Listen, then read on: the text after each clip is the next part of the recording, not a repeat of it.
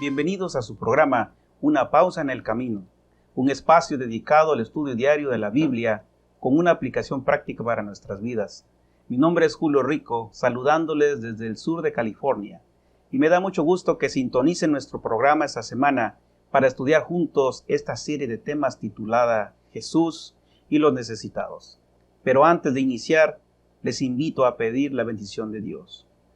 Señor, rogamos que tu Espíritu Santo ilumine nuestras mentes. Queremos saber cuál es tu voluntad para nuestras vidas como individuos y como iglesia. Bendícenos y bendice a nuestros oyentes. En el nombre de tu Hijo amado, Cristo Jesús. Amén. El tema de este día lleva por título La declaración de misión de Jesús. Un sábado por la mañana nos dice el evangelista Lucas, capítulo 4. Jesús fue a la sinagoga, dice, como era su costumbre, y le dieron a leer del libro de Isaías.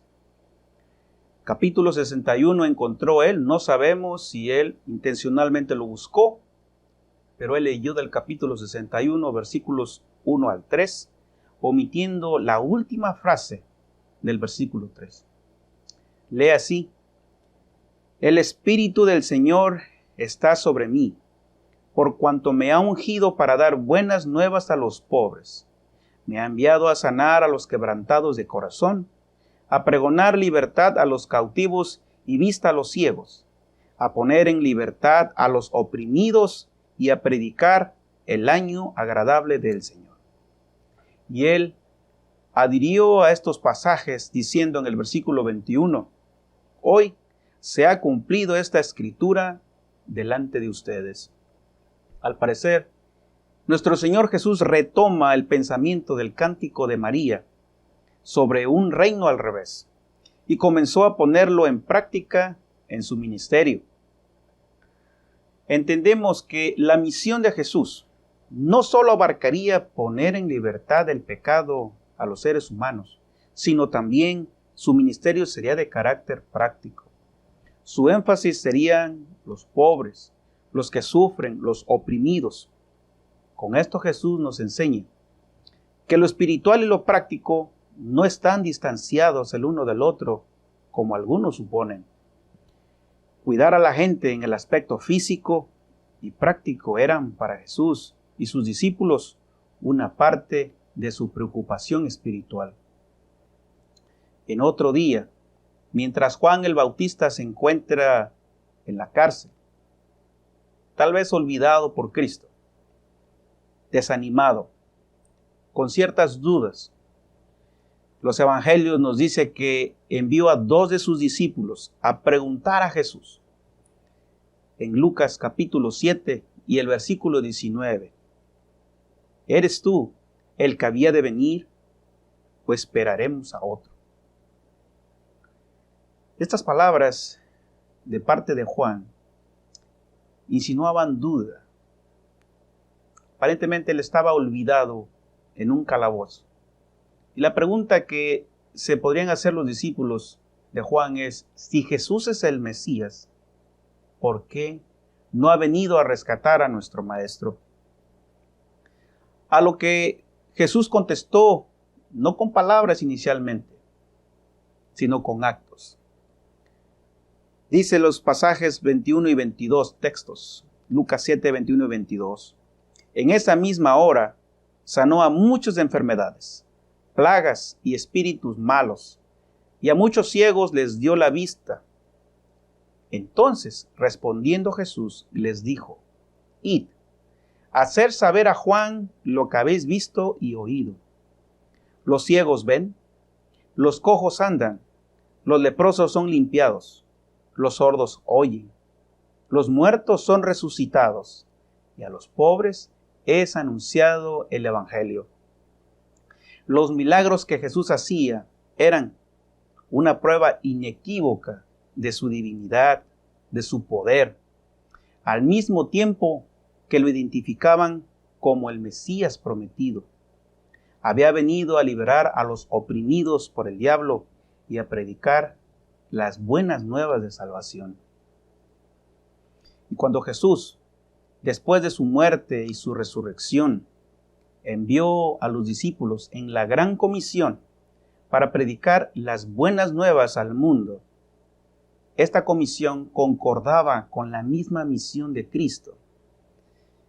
En el libro de Mateo, capítulo 10, versículo 7, Él les dijo que debían anunciar que el reino de los cielos se ha acercado.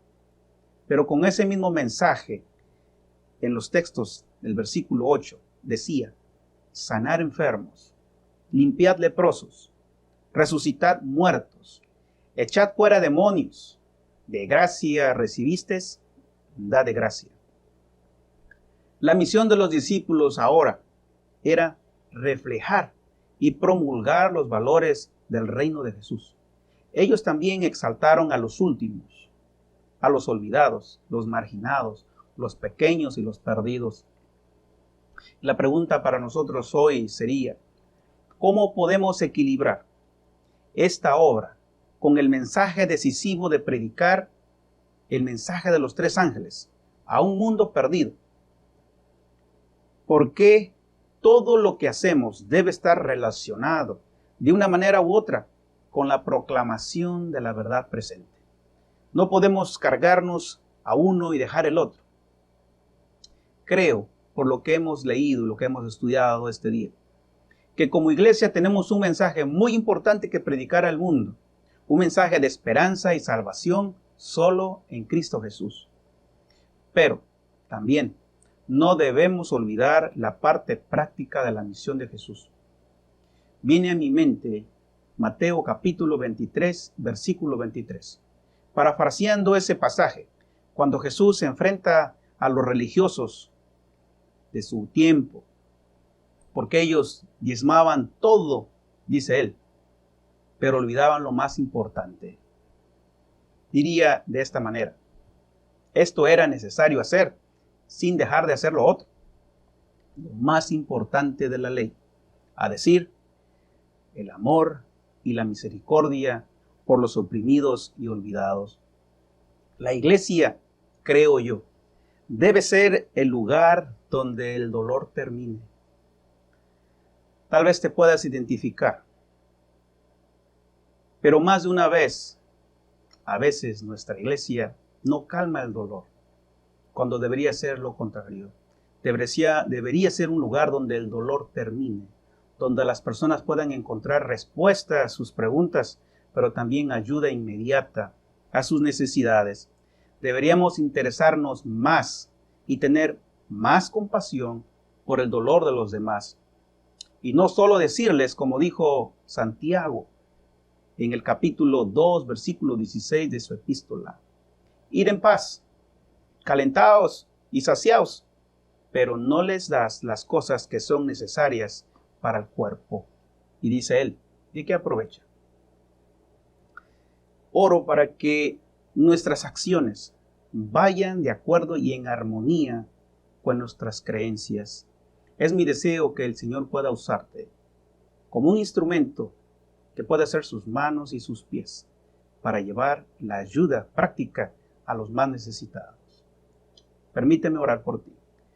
Señor, pongo en tus manos a tu hijo, a tu hija, que ella pueda ser, Señor, un canal de luz, donde otras personas puedan verte a ti reflejado, Señor, en ella, en sus vidas. Bendícelas, bendice a nuestros oyentes. En el nombre de tu Hijo amado, Cristo Jesús, te pedimos. Amén. Una vez más, gracias por sintonizar nuestro programa. Nuestro tema de mañana lleva por título: Jesús sana. Que el Señor bendiga.